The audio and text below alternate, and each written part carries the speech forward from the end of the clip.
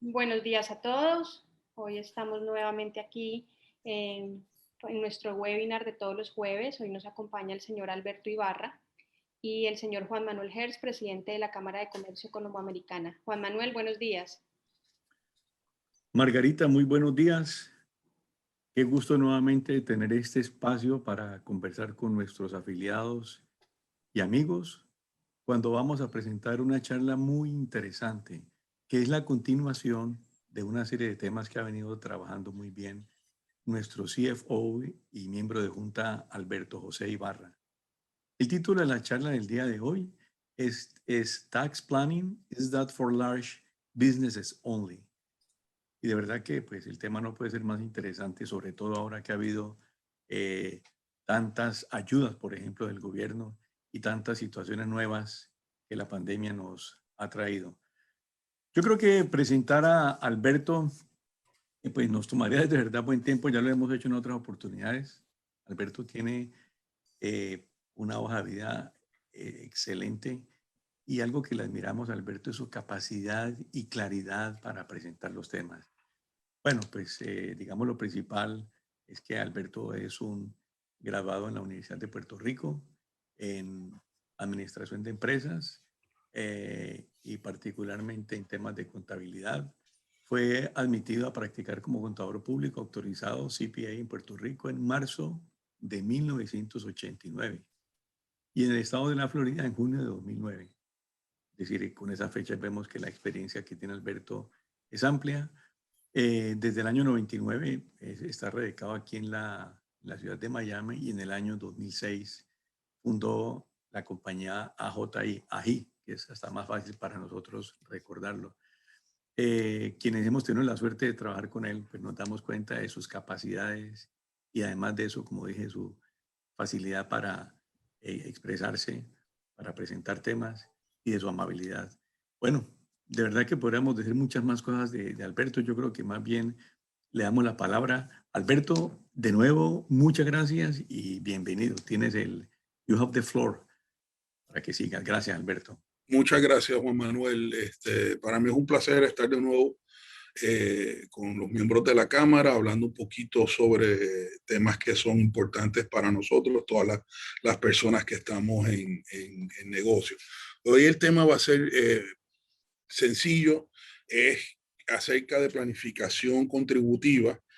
Vamos a ir sobre qué es planificación contributiva, cuáles son los aspectos principales, cuál es el alcance o el enfoque que le damos generalmente a la planificación contributiva y al final vamos a hablar de algunos conceptos que utilizamos frecuentemente en el área de planificación contributiva y vamos a hablar con un ejemplo concreto acerca de una empresa exportadora, cómo puede ser la diferencia entre hacer las cosas gravitacionalmente, como suelen suceder en muchas empresas donde no se planifica contributivamente las cosas, y haciendo uso de las ventajas contributivas que nos ofrece el Código de Rentas Internas de Estados Unidos, ¿no?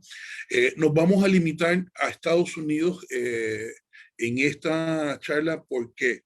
Porque es donde estamos, donde tenemos base y donde van a estar la mayor parte de las empresas. Sin embargo, la planificación contributiva debe ser en todos los lugares donde la empresa está operando. Si tenemos empresas, como son la mayoría de los socios, nuestros miembros de la Cámara, que tienen empresas a ambos lados de la frontera, es importante no solamente que planifiquemos en ambos lugares, en ambos países, sino que coordinemos los esfuerzos de manera tal que podamos sacar el máximo de beneficios en la planificación contributiva. Primero que nada, vamos a la definición. ¿Qué es planificación contributiva? Es muy sencillo. Planificación contributiva es simplemente el arreglo de actividades de manera tal que podamos sacar el máximo beneficio de las leyes y reglamentos actuales en el área contributiva. Manejamos, cuando hablamos de planificación contributiva, definitivamente estamos hablando de que vamos a cumplir con todas las reglas y leyes establecidas, pero vamos a buscar todas las exenciones y todas las posibilidades que tenemos para tener descuentos, créditos o deducciones de manera legal.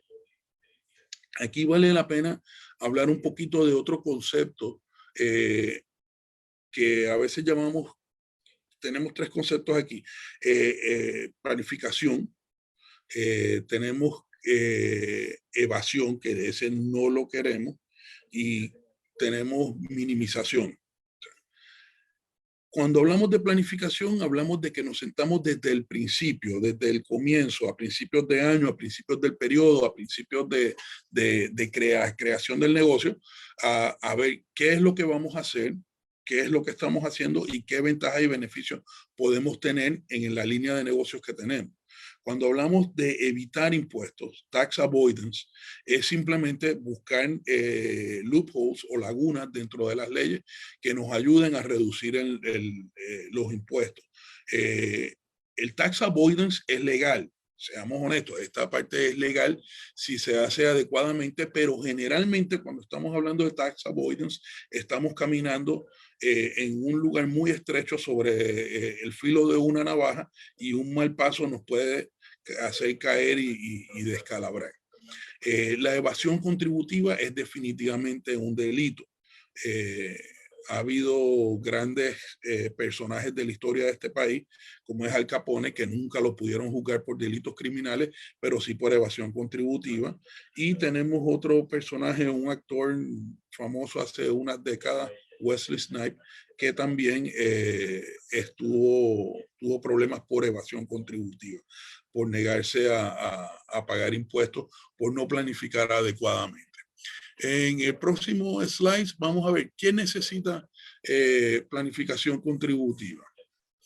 Básicamente, yo diría que cada persona o entidad que está haciendo negocios. En adición a eso, cada persona que está pensando en hacer negocios en el futuro necesita también o se puede beneficiar de planificar contributivamente. Y por último, la planificación contributiva se necesita. Lo ideal es que antes de comenzar el negocio como tal, hayamos visto cuáles son los alcances que tiene nuestro negocio y qué beneficios a nivel contributivo podemos tener de manera tal que nos beneficiemos de esto. Entonces, si vamos al próximo slide, vamos a ver cuál es la importancia de la planificación contributiva. Sencillo. Primero, nos va a ayudar a planificar adecuadamente nuestros gastos. ¿Y a qué me refiero con esto? Sabemos que en nuestras empresas, igual que tenemos ingresos, vamos a tener gastos y tenemos gastos que no podemos evitar, pero tenemos otros gastos que podemos controlar y podemos definir cuándo los incurrimos o si los diferimos o los manejamos en otro periodo que necesitemos tener mayores deducciones que las que necesitamos en este momento. La otra cosa que vamos a tener es que nos va a ayudar a hacer nuestros presupuestos de capital. O sea, y aquí cuando hablamos de capital budget nos referimos a las compras de equipos grandes, o sea, de bienes muebles o inmuebles que se van a necesitar, bien sea para la producción del negocio o para prestar los servicios como tal. La otra cosa que vamos a necesitar, que nos va a ayudar es a reducir las deudas contributivas.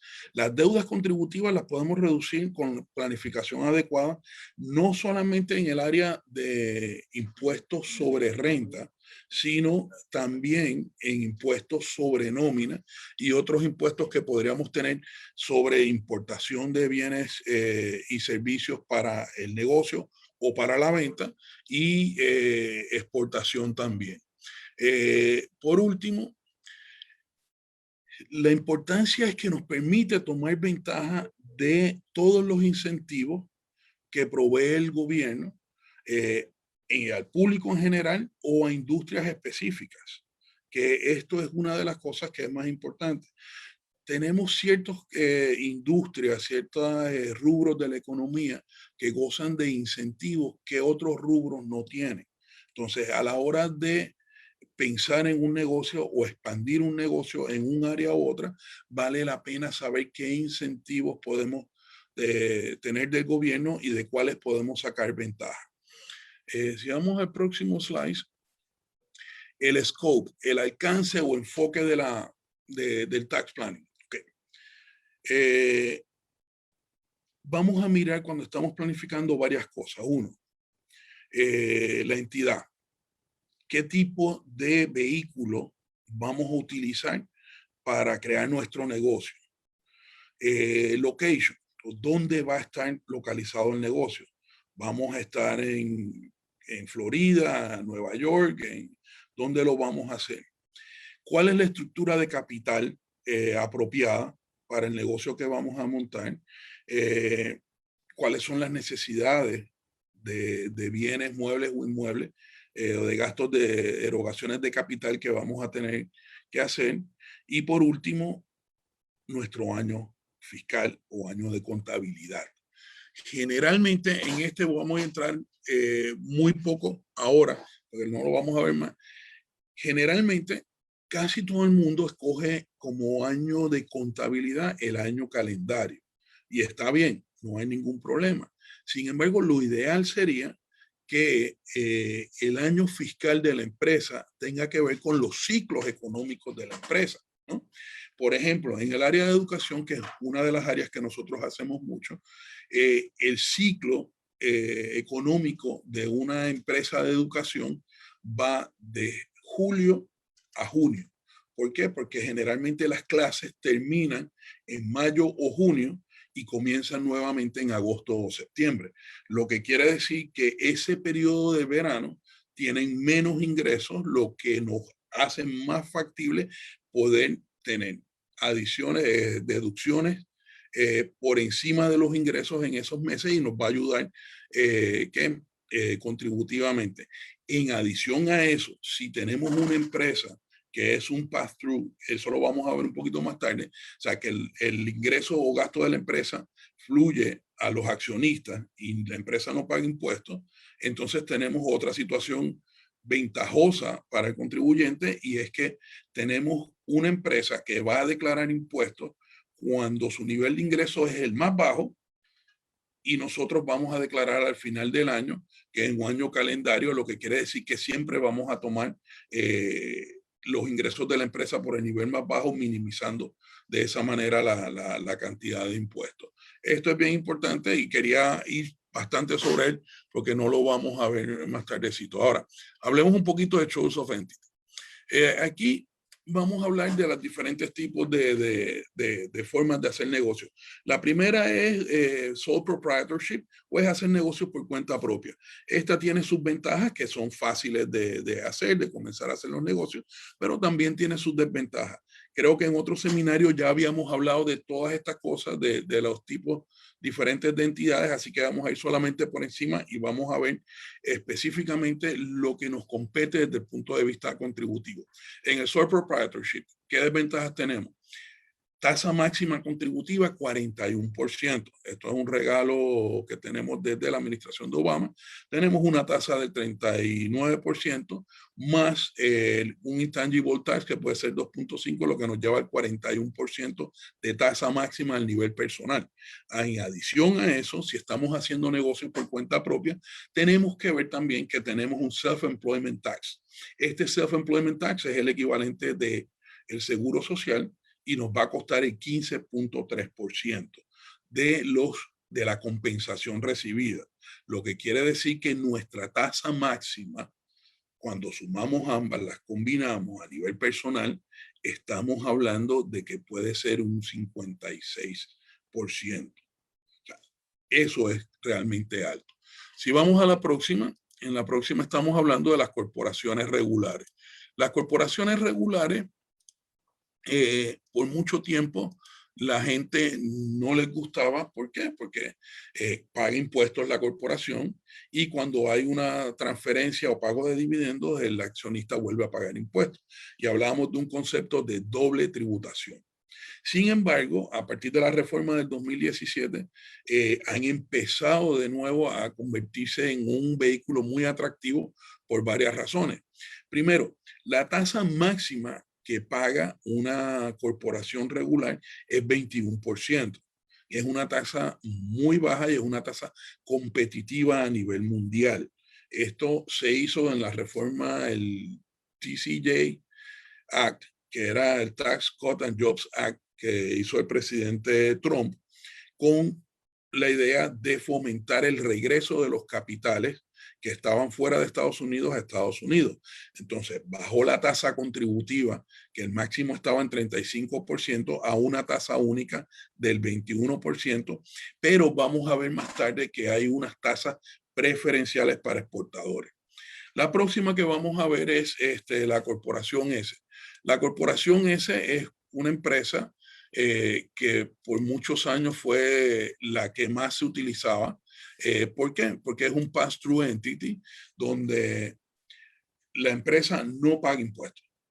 Los impuestos, las ganancias o pérdidas pasan a los socios o accionistas y estos pagan impuestos a la tasa personal.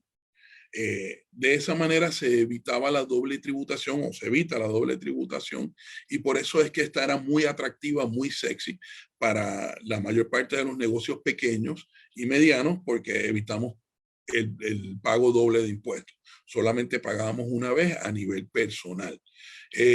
Ahora, ¿qué sucede? Si comparamos la tasa máxima a nivel personal es 41% versus la tasa corporativa de 21%, tenemos prácticamente una reducción de impuestos del 50% en la corporación C, lo que hace la corporación C tal vez más atractiva en este momento. La otra desventaja que tiene la corporación S es que la ganancia de la corporación S se considera distribuida a los socios y los socios deben pagar impuestos sobre esa ganancia independientemente de si se distribuyó realmente o no. Quiere decir, pues, un ejemplo sencillo, si tenemos una empresa cuyo ingreso neto fueron $100,000, pero no hubo distribuciones a los socios no recibieron los $100,000 porque los $100,000 se reinvirtieron en inventario, en maquinarias, equipos, etcétera, etcétera. Aún así, el socio que no recibió los $100,000 va a pagar impuestos en su declaración personal por esos $100,000 como si los hubiese recibido.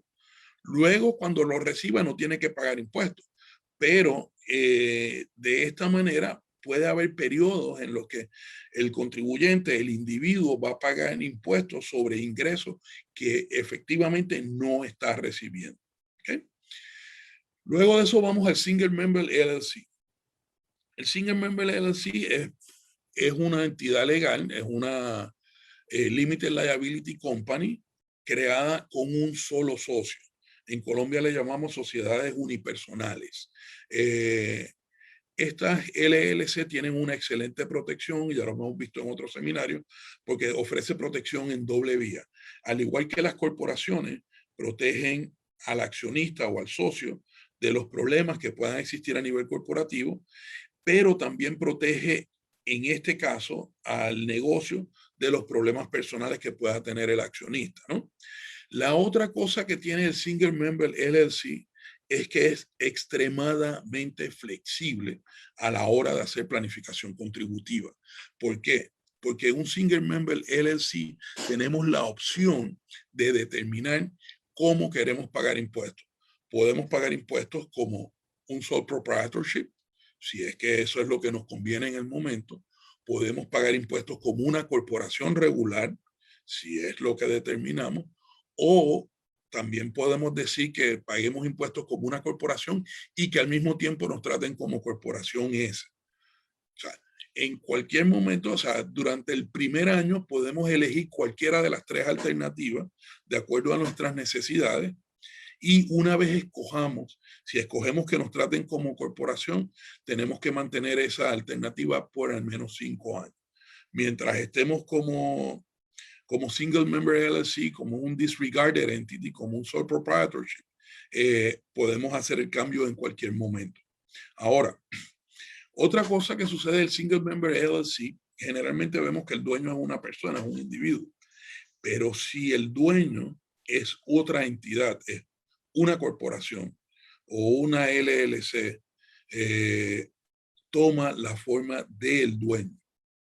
Entonces, el Singer Member LLC, cuyo dueño es una corporación, de entrada se va a tratar como una corporación para efectos contributivos.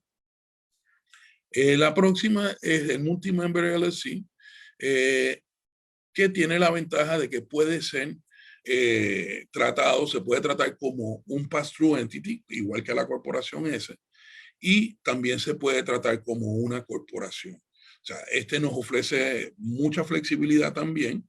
La ventaja que tiene el Multi-Member LLC es que no tenemos restricciones de quiénes van a ser los socios, como tenemos en la corporación S, que no pueden ser extranjeros no residentes u otros negocios, salvo algunas excepciones. Aquí puede ser cualquier persona o entidad legal, doméstica o foránea.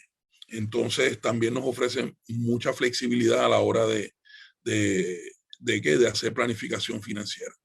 ¿Por qué esto es importante? Porque la planificación, o sea, la entidad, escoger qué tipo de entidad vamos a tener es importante, porque vamos a determinar cómo vamos a pagar. O sea, voy a hacer un pass-through y pago a nivel personal, pago a nivel del negocio y me ahorro hasta un 20% en impuestos, y luego cuando realmente reciba los dividendos pago una tasa preferencial sobre esos dividendos, o voy a hacer una combinación de esto. A medida que vaya creciendo el negocio, voy a cambiar las cosas para que me funcionen de la mejor manera posible. La próxima es localización. Ok, ¿qué vamos a ver cuando estamos hablando de localización? Vamos a hablar primero de estados.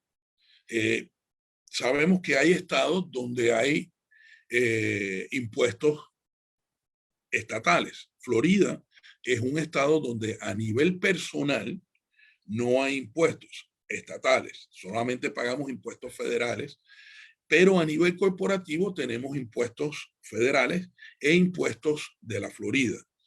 Claro, los impuestos de la Florida son una tasa muy baja, generalmente el 5.5, aunque ahora se redujeron un poco, y se pagan sobre el excedente de $50,000 de ingresos generados en la Florida. O sea, lo que quiere decir que si su negocio gana menos de $50,000 en la Florida, no está obligado a pagar impuestos en la Florida. Sí hacer la declaración, pero no necesariamente a pagar el impuesto.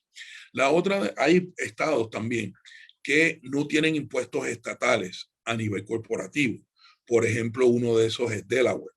Por eso es que hay muchas corporaciones, sobre todo corporaciones con dueños foráneos, que se establecen en el estado de Delaware porque no hay impuestos estatales en Delaware. Simplemente hay un franchise fee, que es una cantidad mínima que se paga anualmente. Otro lugar que se está utilizando mucho como lugar de incorporación con entidades, sobre todo con dueños extranjeros, es Wyoming. Wyoming, este estado, tiene muchas cosas buenas. Primero, goza de secretividad. O sea, lo que queremos decir con esto es que al momento de registrar la corporación, sí las autoridades saben quiénes son los dueños, quiénes van a ser los oficiales, pero los registros públicos de Wyoming no establecen, como en la Florida, quiénes son los oficiales o los dueños de la empresa, ¿no? Entonces, nadie se va a enterar por una búsqueda sencilla de registros públicos como sucede en Florida.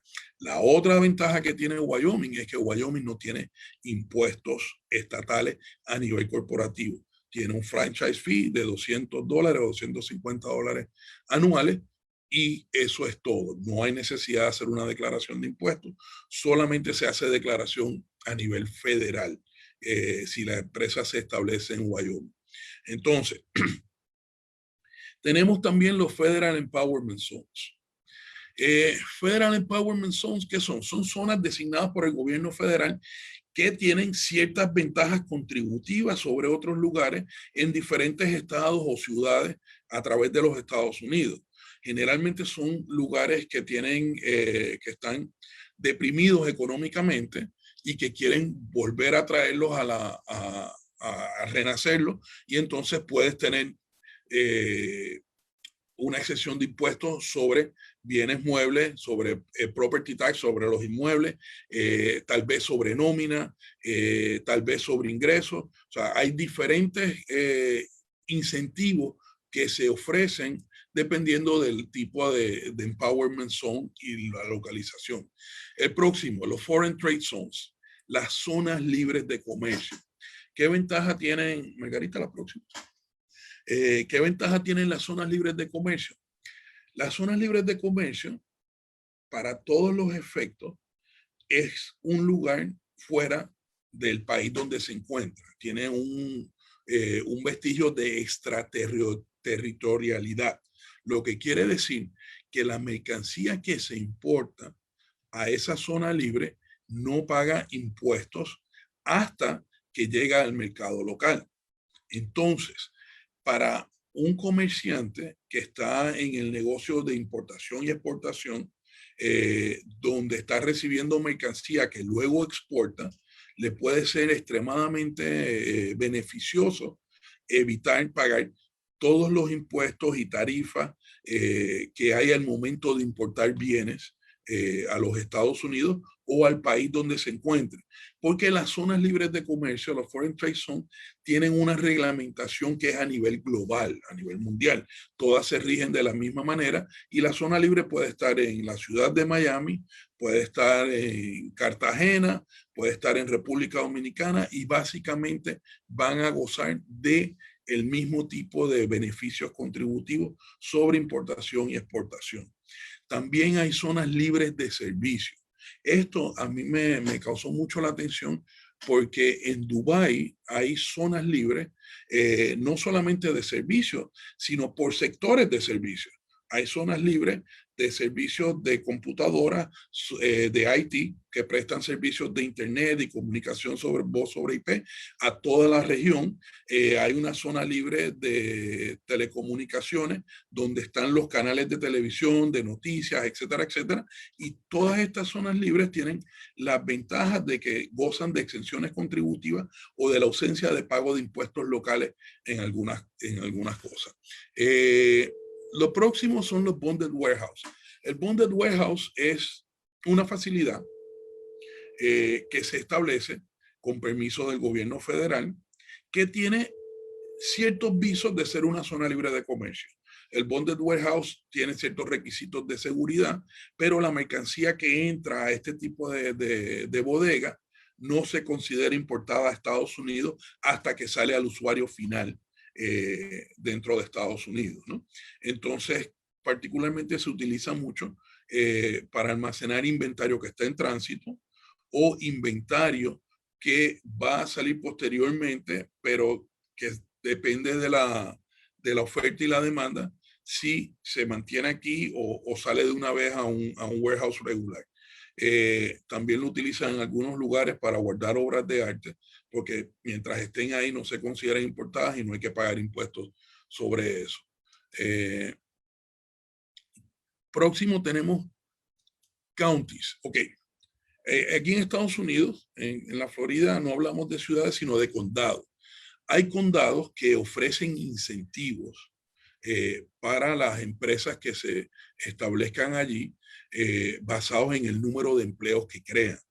Por ejemplo, nosotros tenemos un cliente que luego de hacer un estudio exhaustivo decidieron localizarse en Clewiston porque el condado, como van a crear, ellos estaban creando 60 empleos, el condado le estaba ofreciendo una exención contributiva sobre los bienes muebles, sobre el tangible tax, que es una cantidad sustancial porque ellos hicieron una inversión de aproximadamente $60 millones en una empresa de una fundición de aluminio. Entonces, el estar en Clewiston le está ahorrando prácticamente $200,000 al año en el pago de impuestos versus estar en otro condado u otra ciudad. Entonces siempre es importante ver esto al momento de que estamos pensando en comenzar negocios. Y por último, vamos a hablar brevemente de dos lugares específicos, Puerto Rico y Nueva York. ¿Qué sucede con Puerto Rico? Puerto Rico es parte de los Estados Unidos, como ustedes saben, es el Estado Libre Asociado, y Puerto Rico, para efectos del Código de Rentas Internas, se considera un lugar extranjero. Se considera el extranjero y las personas y las empresas que están localizadas en Puerto Rico o cuya base es Puerto Rico no tienen que pagar impuestos federales, solamente pagan impuestos en Puerto Rico. Ahora, Puerto Rico siempre ha tenido una ley de incentivos industriales muy fuerte.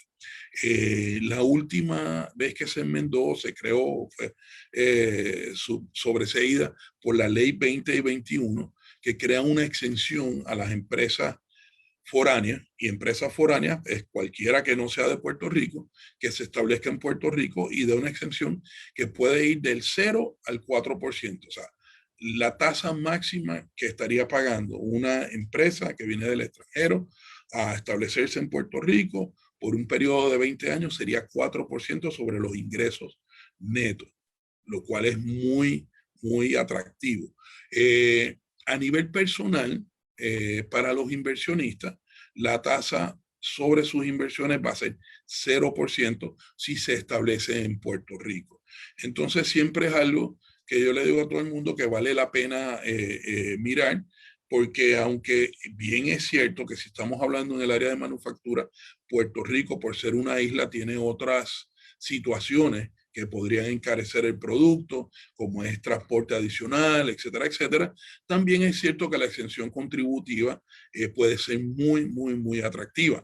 También tenemos que tomar en consideración que estas exenciones contributivas no solamente son para empresas que se dedican al manejo y venta de bienes, también aplican para servicios. Y esto es bien importante. O sea, ¿por qué? Porque generalmente cuando hablamos de exenciones y hablamos de ventajas, pensamos en las personas que están exportando bienes, o sea, camas, camisas, materia prima, etcétera. Pero también los servicios pueden gozar de exenciones contributivas dependiendo de la localización. Nueva York. Nueva York es un estado que es conocido por la cantidad de impuestos que se pagan. En Nueva York se pagan 3, 4 impuestos a nivel estatal, porque se paga el impuesto del estado, el impuesto del condado, el impuesto de la ciudad, el impuesto del distrito escolar. Entonces, eso por mucho tiempo alejó a los empresarios de establecerse en Nueva York y prácticamente solamente la industria financiera mantiene sus headquarters en Nueva York. Todos los demás cruzan el río y van a New Jersey. ¿Por qué? Porque es mucho más llamativo la parte contributiva allá. Entonces Nueva York, para volver a ganar competitividad, creó unas zonas donde prácticamente libera de todos los impuestos de condado, ciudad, etcétera, etcétera, a las empresas de manufactura que se establezcan en Nueva York. Estas zonas están a través de todo el estado y ofrecen excepciones que pueden ir de 10 a 20 años, haciendo que Nueva York vuelva a ser atractivo para pensar en establecer empresas allá. ¿Okay? Entonces, vamos a hablar de capital ahora. De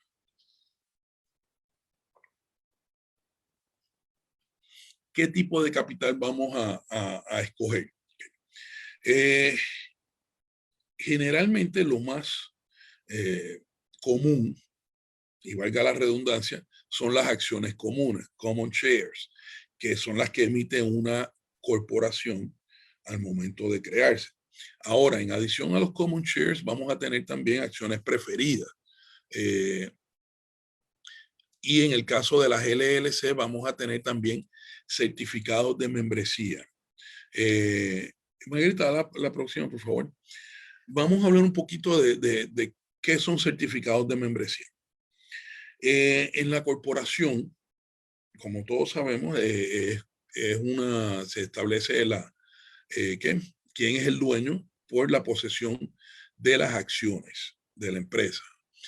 Certificado de acciones comunes y basado en quien tenga la posesión o a nombre de quien estés, vamos a determinar quiénes son los dueños. En el caso de las LLC, los Limited Liability Company, no hay acciones. Y esa es una de las razones por las que la LLC puede brindar la protección en doble vía, ¿no?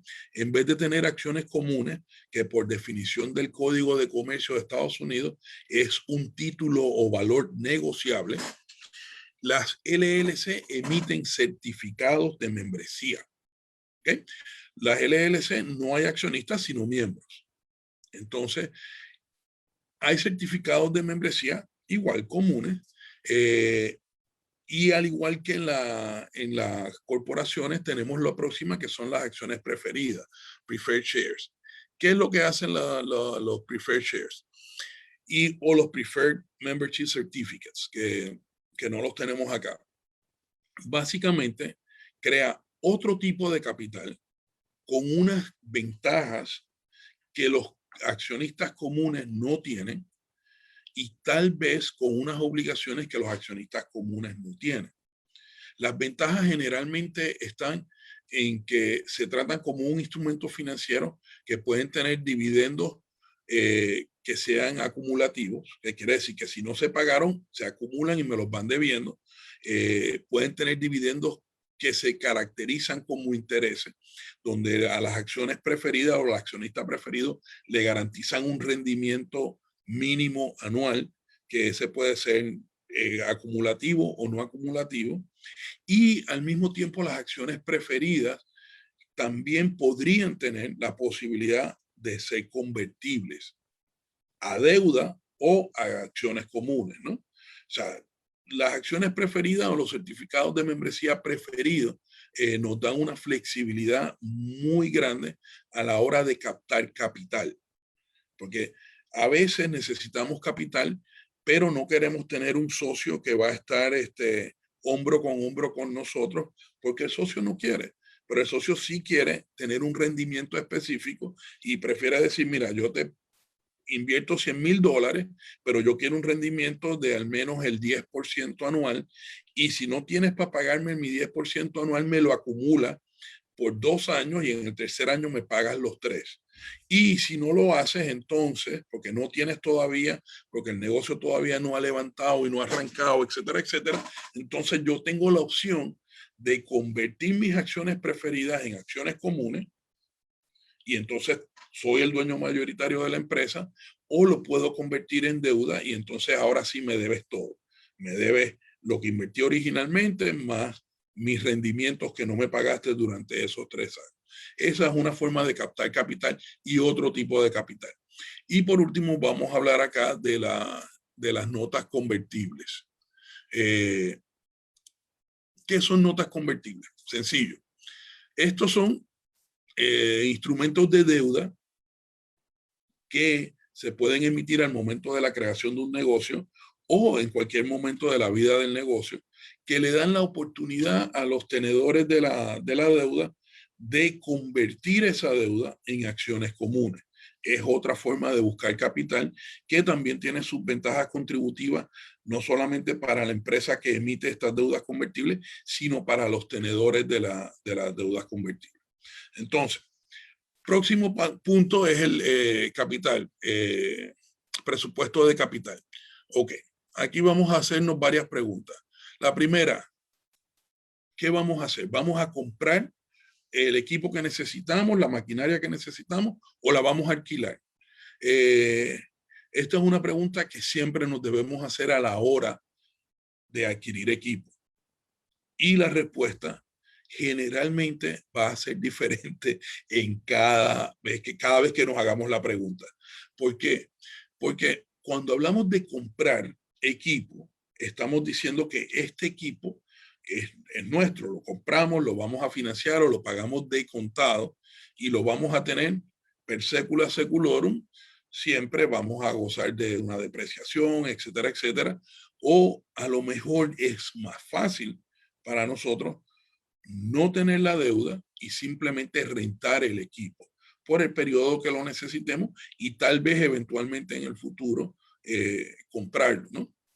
A nivel personal, lo vemos mucho en la decisión a la hora de adquirir un automóvil. O sea, lo compro, lo alquilo. La pregunta que me hace todo el mundo es, ¿qué beneficia más a nivel contributivo? ¿Comprar el automóvil o alquilarlo? La respuesta es, en el largo plazo, es lo mismo. Si vamos a largo plazo. En el corto plazo depende de de lo que quiera el contribuyente, de lo que quiera la persona. Si son como yo, que yo compro un automóvil y le saco 10 años mínimo de servicio al carro, sí, yo prefiero comprarlo. Mi esposa, por el contrario, siempre le gusta tener un automóvil nuevo. Entonces, tal vez a ella le es más ventajoso alquilar el carro y lo cambia cada 2 o 3 años. Cuando ya el modelo no está bonito, pues va y lo cambia. Yo no, yo me fumo mi carro 10 años. Ahora, para efectos contributivos nuestros, las dos alternativas no funcionan porque nuestro negocio de servicio nos hace utilizar mucho el carro. Si ponemos nosotros esto, comprar o alquilar en el contexto de maquinaria industrial, tal vez el alquiler podría ser llamativo si estamos en un negocio donde la tecnología avanza rápidamente. Por ejemplo, una imprenta de gran formato donde la tecnología de impresión avanza rápidamente y constantemente, puede beneficiarse más de alquilar una máquina o una impresora en vez de hacer una inversión de $500,000 en una impresora y mantenerla por 10 años.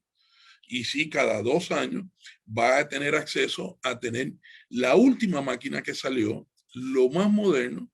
Claro, va a tener que hacer un pago mensual el resto de la vida, eso es cierto, pero está teniendo acceso a la última tecnología sin necesidad de preocuparse qué voy a hacer con esta máquina cuando ya no sea competitiva y todavía debo la mitad de la máquina y me está ocupando una cuarta parte del almacén y el solamente desecharla me va a costar 10 o 15 mil dólares. Entonces, a la hora de mirar nuestro presupuesto de inversión de capital, estas son dos preguntas. Esta es una pregunta que nos tenemos que hacer. ¿Qué es más conveniente en este momento? ¿Compramos o alquilamos? La otra pregunta es, ¿cuándo voy a comprar? ¿Compro ahora? A principios de año, que estamos en abril, en mayo, estamos prácticamente a la mitad, o espero al final del año, o simplemente la compra la hago el 31 de diciembre, aunque me entreguen mi activo a principios del año próximo, o se demore 6 meses en que lo terminen de producir, pero mi contrato y mi adquisición y mi depósito y mi pago y el título lo adquirí el 31 de diciembre. Eso es algo que nos tenemos que preguntar y esto va a tener que ver con todos los demás aspectos de la planificación contributiva. En una ocasión, hace algunos años, con un cliente estábamos hablando de precisamente automóviles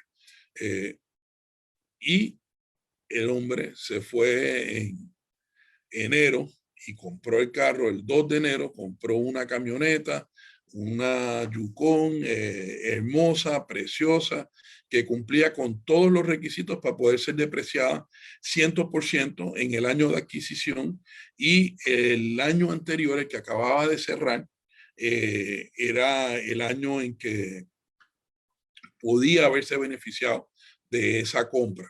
Pero no hablamos antes del año o cuando hablamos en diciembre, no me mencionó que estaba pensando cambiar de carro y mucho menos me imaginé que iba a cambiar tan drásticamente, porque hasta entonces él manejaba un Mini Cooper muy bonito y de ahí cambió a una Yukon.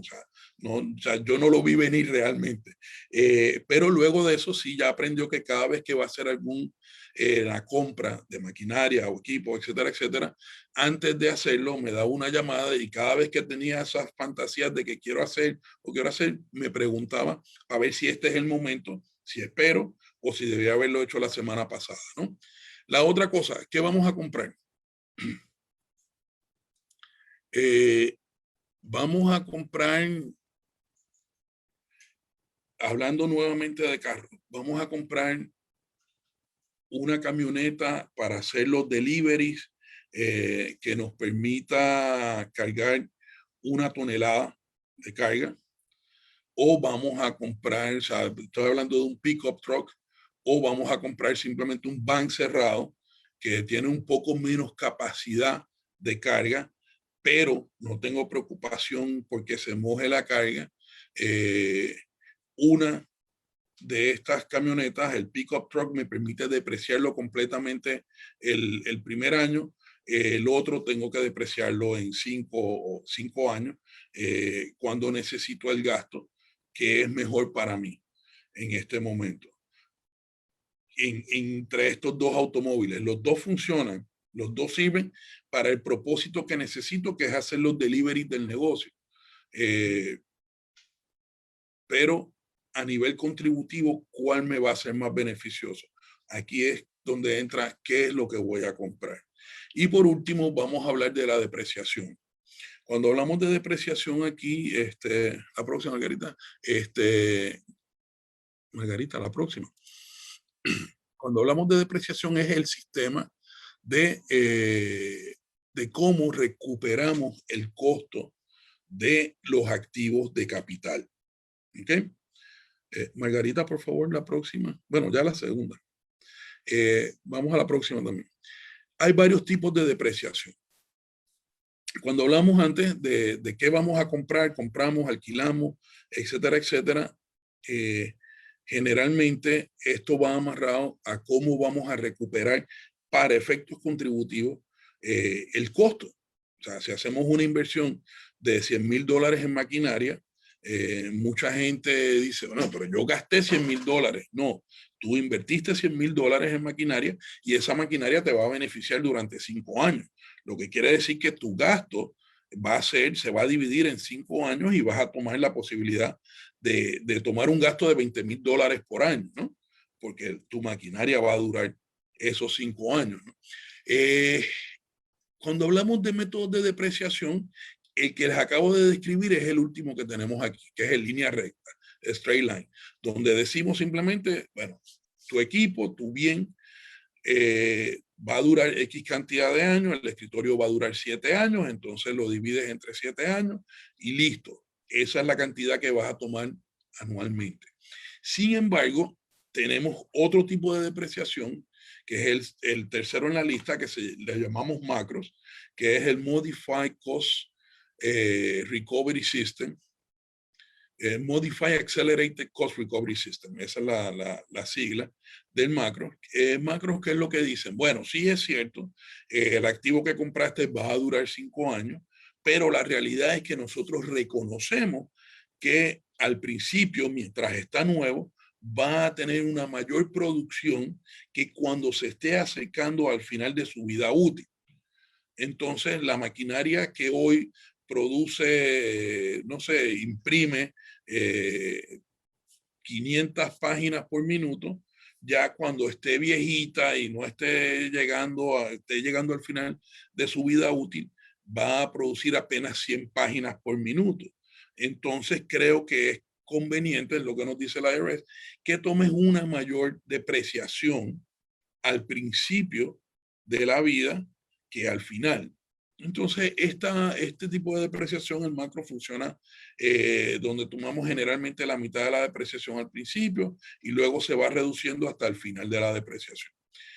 Por último, tenemos las otras dos ventajas contributivas que nos ofrece el Código de Rentas Internas. Primero, sección 179. La sección 179 del Código de Rentas Internas lo que hace es bien sencillo. Nos dice, usted puede depreciar los activos que compre durante el año completamente.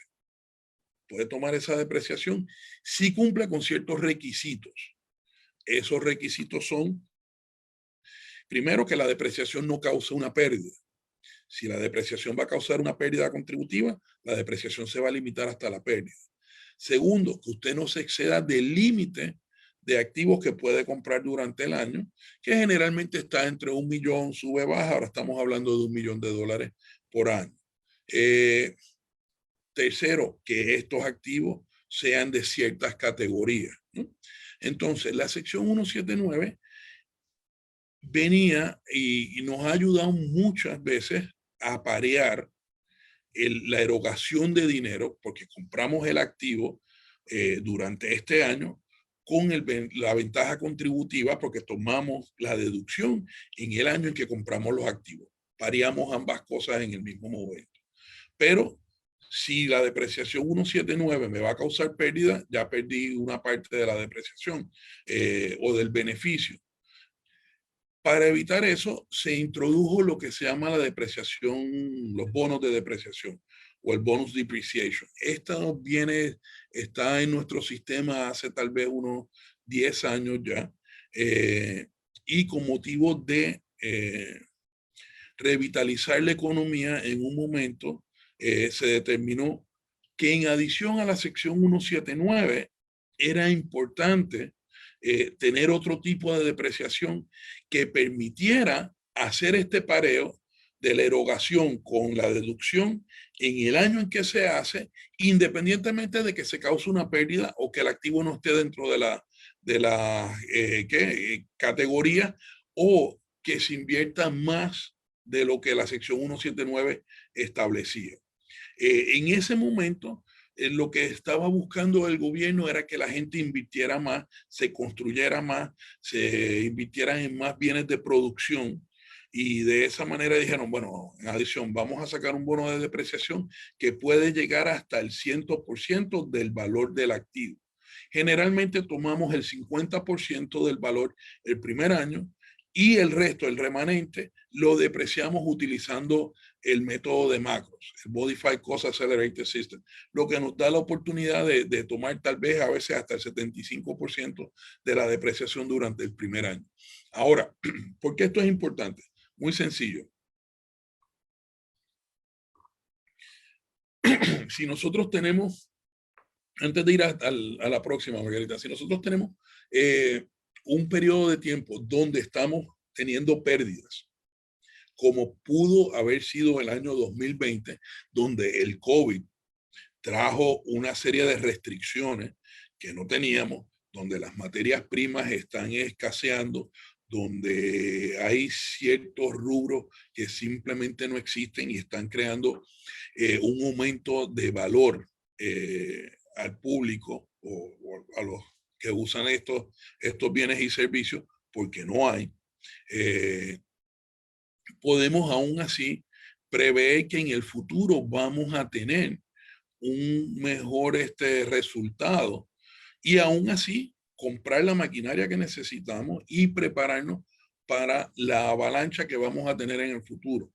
Por ejemplo, un sector que se vio muy afectado positivamente, quiero decir, y luego pues negativamente, es el sector de las piscinas y los jacuzzi. Toda la gente que construye piscinas en el sur de la Florida están sin espacio para hacer piscinas hasta finales del 2021 o 2022. ¿Por qué? Porque la pandemia nos encerró en la casa y entonces, ¿qué hacemos? Bueno, hagamos una piscina en el patio o compremos un jacuzzi. Si usted trata de comprar un jacuzzi en la ciudad de Miami, no hay. Punto. Mínimo tiene que esperar 3 meses para que se lo entreguen. Pagarlo, esperar la producción y se lo entreguen.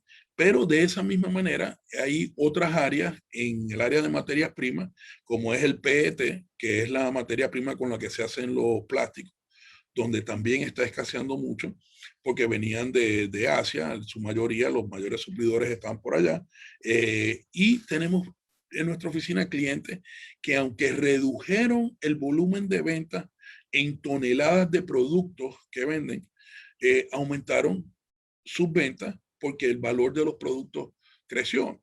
Entonces, eso les da la oportunidad de ver cómo podemos hacer para el futuro y qué tipo de depreciación vamos a tomar en el futuro y si vale la pena coger 179 o depreciación, ¿okay? O el bono de depreciación.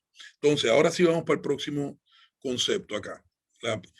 Aquí vamos a hablar de varios conceptos. Yo quería hacer una encuesta pequeña que lamentablemente pues no la podemos hacer con este medio, pero es muy sencillo. Vamos a hablar de conceptos como el IC Disc. El IC Disc es es una definición del Código de Rentas Internas, el FDII, GILTI, Retirement Planning Zone, Qualified Opportunity Zone, Tax Loss Harvesting, Hiring Children, Home Office, Home Administrative Office y the Augusta Rule. Estos son los conceptos que nosotros mayormente utilizamos cuando vamos a hablar de planificación contributiva. Los primeros tres son particularmente importantes para los exportadores. Vamos a la próxima lámina y yo creo que ya estamos sobre el tiempo, lamentablemente. Vamos a la próxima lámina, vamos a ver qué es un ICDISC. ICDISC significa que es un Interest Charge Domestic International Sales Corporation. Y esto es una entidad, dale clic Margarita por favor, el ICDISC es una entidad que separada de la empresa normal que utilizan los exportadores de bienes y servicios calificados. Y bienes y servicios calificados son bienes que se crean en Estados Unidos, bienes cuyo certificado de origen es USA, donde ellos pueden utilizar este ICDISC para pagarle unas comisiones de venta, y esta empresa ICDISC es una empresa que está libre de impuestos. Ah, qué rico, ¿no? Yo puedo tener una empresa libre de impuestos a la que yo le pago comisiones por hacer las ventas de mi negocio de exportación, y el tipo de comisión que le voy a pagar a esa empresa puede ser el 50% del ingreso neto de la exportación o el 4% de la venta bruta. Lo mayor de esas dos cosas, ¿no? Quiere decir, yo vendí una maquinaria que se produce en Estados Unidos. ¿Qué estoy escuchando por ahí? Vendí una maquinaria que se creó en Estados Unidos y puedo generar el 4% de la venta o el 50% de la ganancia de la exportación, lo que sea mayor. Esa comisión que le pago a mi empresa ICDISC es un gasto en mi empresa regular, pero es un ingreso libre de impuestos en el ICDISC. Es una manera de tener una ventaja contributiva. Luego el ICDISC, pasa a las próximas dos, me van a pagar un dividendo, y ese dividendo yo puedo pagar, voy a pagar sobre ganancias de capital, que puede ser 0 o puede llegar hasta el 15%. Generalmente lo máximo sería 23.8% si estamos recibiendo el dividendo a nivel personal. Las próximas dos, Margarita, por favor. Okay. Entonces, este es un concepto, la próxima, este es un concepto, el ICDISC es un concepto que si usted está en el negocio de exportación, vale la pena explorar si este es el tipo de empresa que a usted le va a convenir. La otra de las cosas que estamos hablando, próximo, que es el FDII. Permítanme que se me voy a quedar sin batería por el otro lado. ¿Dónde está? ¿Dónde estás? Aquí. Ok. Foreign Derived Intangible Income. Ok. Hablamos anteriormente de la Tax Cuts and Jobs Act del 2017, que fue una ley, una reforma contributiva que introdujo el presidente Trump para fomentar que los capitales estadounidenses que estaban regados por el mundo regresaran a casa, ¿no? Esta ley creó incentivos y penalidades, el viejo truco de la zanahoria y el garrote, ¿no? En este caso, el FDII es la zanahoria. Este FDII, ¿qué es lo que dice? Una empresa radicada en Estados Unidos que exporta bienes o servicios al extranjero tiene la posibilidad de tomar una deducción que puede ir hasta el 27%, 37.5% sobre esas ventas que hace al extranjero. Aquí no estamos hablando de que tienen que ser bienes y servicios creados en Estados Unidos como hacemos en el ICDISC. En el ICDISC sí tienen que ser cosas, artículos con certificado de origen estadounidense. Aquí yo puedo comprar en China, vender en Colombia, y aún así, si lo hago desde la empresa de Estados Unidos, puedo tomar la deducción que me va a llevar a una tasa corporativa de 13,125. O sea, ya hablamos de que la corporación C tenía tasas contributivas del 21. Si soy exportador, la puedo rebajar al 13,125 de manera legal. O sea, esto es una ventaja que tenemos que saber los que somos exportadores, y este es uno de los secretos mejores guardados y no mucha gente lo conoce. Las próximas, Margarita, por favor, que vamos rapidito aquí sobre... Ok, GILTI, Global Intangible Low Tax Income. Esta es el garrote. Hablamos antes de la zanahoria, que hablamos al principio. Este es el garrote. Esta parte de la ley lo que nos dice es, si usted crea y tiene ingresos en el extranjero y está pagando un impuesto menor al de Estados Unidos sobre intangibles, sobre servicios o bienes que tengan que ver con intangibles, acá en Estados Unidos le vamos a poner una tasa adicional que tiene que pagar. Es un cómputo complejo, pero si usted no tiene empresas relacionadas fuera de Estados Unidos, sino que simplemente es un exportador, este concepto de GILTI no va a ser aplicable. Lo próximo que vamos a hablar es de planes de retiro. Vamos a ir rapidito sobre eso. Estos planes de retiro, la próxima, Margarita, por favor. Podemos hablar de los 401k. Aquí quiero hacer hay que ver las diferencias a simple vista de lo que es cuando hablamos de un plan tradicional y de un plan simple. Generalmente la tendencia es a pensar que el plan simple es más sencillo. No. Para efectos del IRS, simple son las siglas de Simplify, bla, bla, bla, bla. El Simple Plan siempre tiene ventajas adicionales que el tradicional, tiene más requisitos, pero nos da mayores oportunidades de diferir ingresos que podemos utilizar en nuestro retiro. La próxima que vamos a hablar, que es muy importante también, que es algo muy poco utilizada, porque no todo el mundo la conoce, son los planes de la sección 412E3. ¿Qué sucede? Este tipo de plan 412E3 es un plan de beneficios definidos. Beneficios definidos significa que desde el momento que se crea el plan, aquí no hablamos de un plan de pensiones, sino de un plan de retiro, vamos a definir qué es lo que va a recibir la persona al momento del retiro, ¿no? Pero aquí nos da la oportunidad de utilizar herramientas como pólizas de seguro y anualidades para hacer el funding, para hacer la creación de ese plan de retiro, y de esa manera tomamos la deducción que de otra manera no sería deducible por pólizas de seguro de vida o anualidades, y al mismo tiempo tenemos el plan de retiro. La próxima, Margarita. Y vamos a ir rapidito. Importante, self-directed funds. Self-directed funds, ¿qué significa?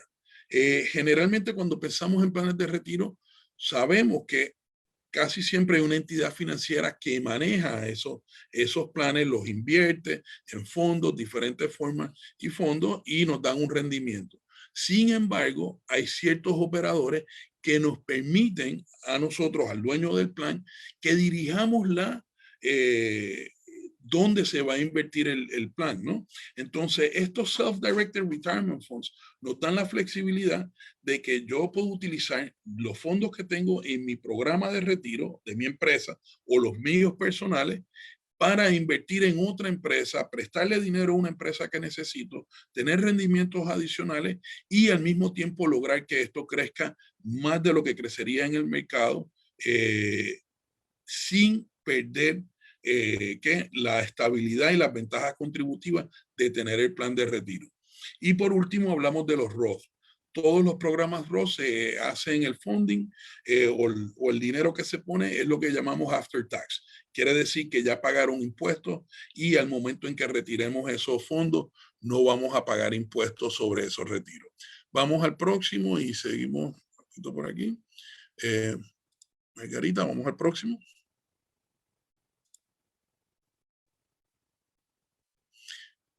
Ok. Qualified Opportunity Zones. Los Qualified Opportunity Zones son zonas que habíamos hablado. Creó el Tax and Cuts and Jobs Act. que ofrecen ciertas ventajas contributivas.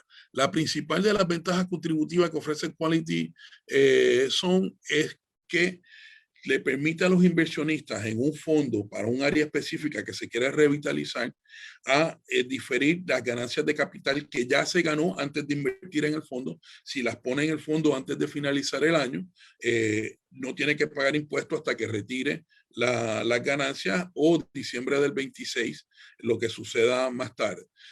La otra cosa es que nos permite tener lo que llamamos un step up in basis. El step up in basis lo que dice es que nuestro capital, si sube de valor, nosotros podemos tener ese incremento del valor libre de impuestos.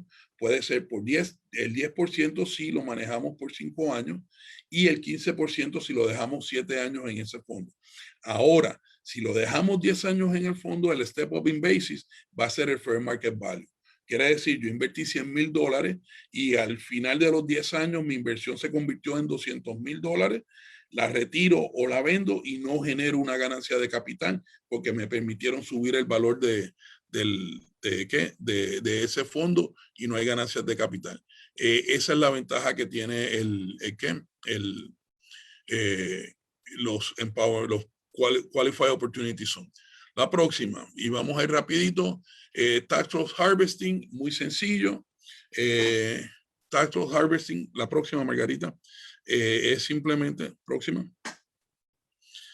Tax Loss Harvesting es básicamente vender acciones que tenemos que no tenemos ganancias, tenemos pérdidas no realizadas y volverlas a comprar de manera que cuando generemos la ganancia no vamos a pagar impuestos sobre esa ganancia porque tenemos una pérdida que ya hizo el offset.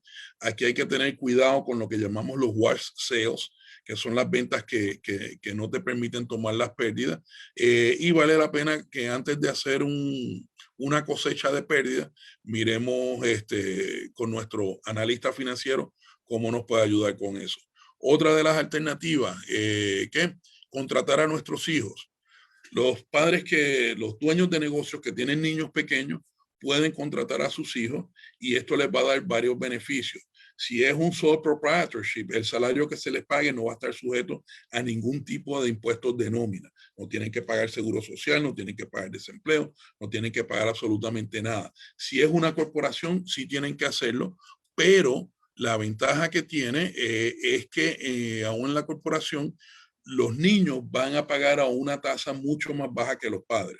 Ejemplos clásicos de esto vemos en televisión como algunas clínicas médicas se anuncia el dueño de la clínica con su hijo, un negocio de carro, lo hacían también el padre y el hijo gana dinero por estar en el anuncio y el padre paga el 41%, el hijo paga al 10% o no paga nada de impuestos.